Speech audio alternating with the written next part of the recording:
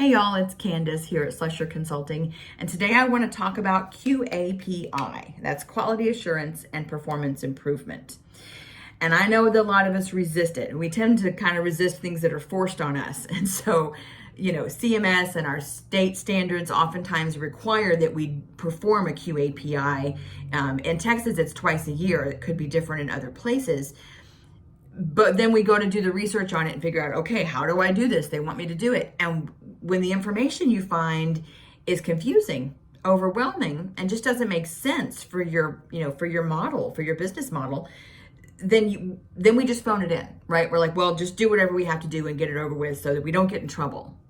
But I would like to maybe change it from an away from motivation so we don't get in trouble to a toward motivation so that we are actually looking to improve our agency's performance, our reputation in the community, and the actual quality of care that we give to our clients. So let's just break it down real quick.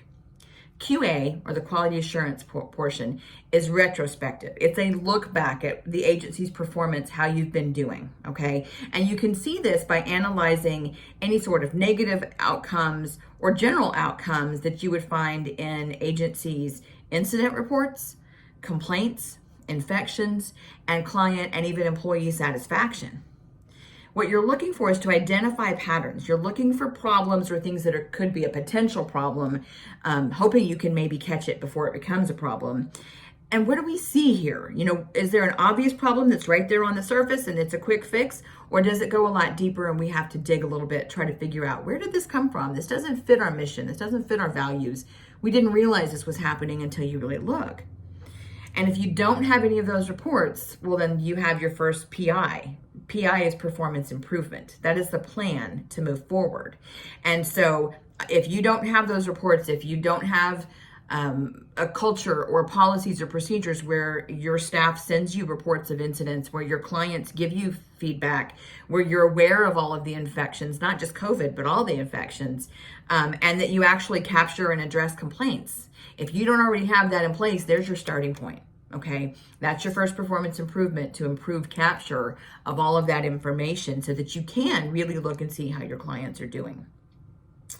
So PI is proactive, okay? It is moving forward. It is making and carrying out plans to fix these problems or almost problems or potential issues, okay? It gives you an opportunity to educate and train staff, number one. That's usually the biggest thing.